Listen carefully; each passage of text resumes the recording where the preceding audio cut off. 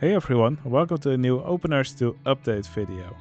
Now, if you're playing on a recent developed version of the game, you can already use these new track pieces, which are called the dive loop. Now, to build one, you'll have to use one of these 4 tracks. You can build it with the LSM Launch Coaster, single rail roller coaster, and you can also build them on the Corkscrew roller coaster and the B&M sit-down coasters. For example, the twister roller coaster or the vertical drop coaster. Now, for these ride types, the trains don't have sprites for these elements yet, as far as I know. So to build them on a Corkscrew Coaster or a B&M sit-down track, you'll have to enable all drawable track pieces cheat. Now, for the LSM Launch Coaster, you can build them without cheats. So to build them, you'll have to go diagonal here. Then we'll have to go up steeply. Here's another new track piece which has been added to the game. This is a large horizontal to steep track piece. And you can now also build them diagonally. And I think they look great. And they will go really well together with the dive loop, since we need to go steep for that. And here is the dive loop track piece. Actually, let's well, you can go left and you can go right. Let's go in the other direction here. Now, why is this called the dive loop?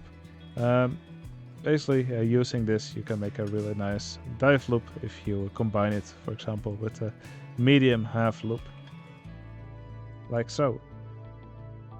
And if the coaster train would go in the other direction, you would have an Immelman. So yeah, I think this is really nice.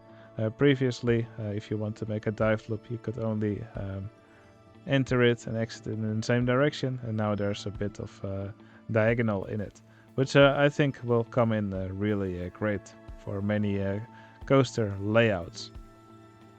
Now, you can not only make dive loops with the dive loop track piece, but if you use another one of these track pieces, you get a really nice diagonal corkscrew, or diagonal 0G roll, I should probably call it.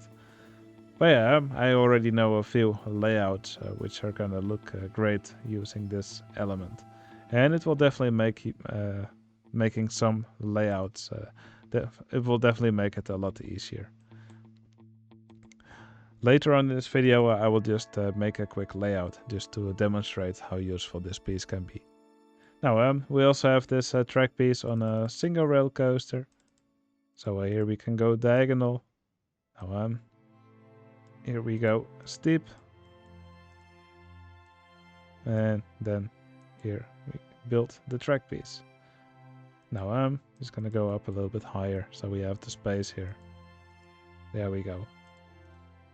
I think it's a beautiful track piece. Now the single rail coaster also has these large steep to horizontal transitions, but for the single rail coaster, you'll have to choose between the small ones or the large ones.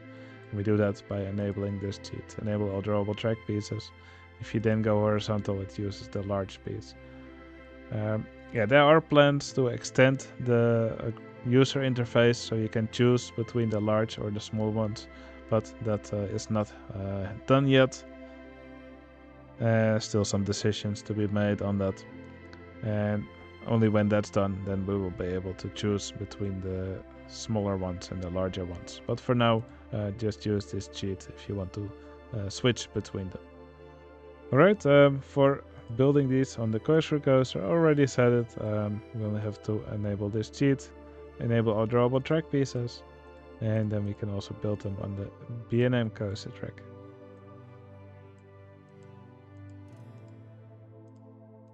And also on this track, I think they look awesome. These trains don't really have sprites for them, so it will probably look a little bit wonky if your trains go through these elements. And let's also check what it looks like on the Corkscrew Coaster.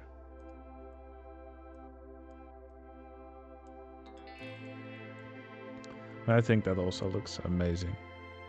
Okay, to show you why these pieces are so awesome, I will quickly recreate a coaster layout, and it's the coaster layout for Baron at Efteling. Now, I will not complete it very realistically, I'm just going to do it quick and dirty. Now first we would have a station, a little pre-show, and here we would have a lift hill, and here at the top of the lift hill, go forward for a bit, and then here we would have the holding brake for the drop, and we have a vertical drop. I'm just gonna go up a little bit. Okay, and then here we would be underground, and here we go up, and we'll build a quarter loop here.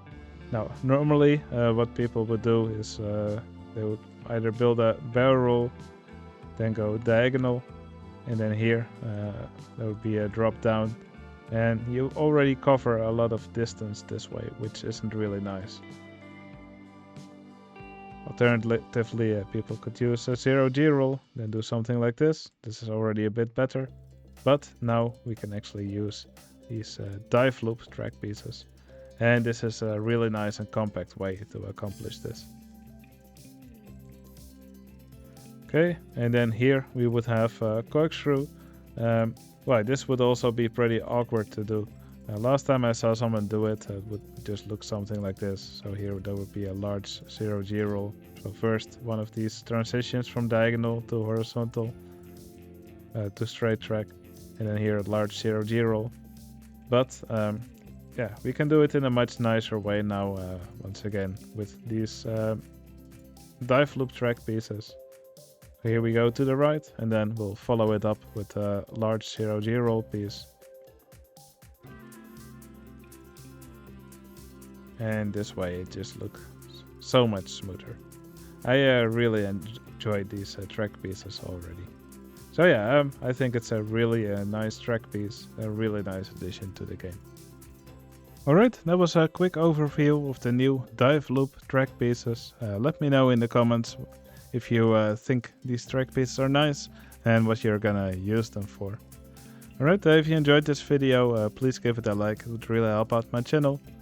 And if you want to see more of these videos, you can always subscribe. Alright, hope you enjoyed the video. I'll see you again in the next one. See you later.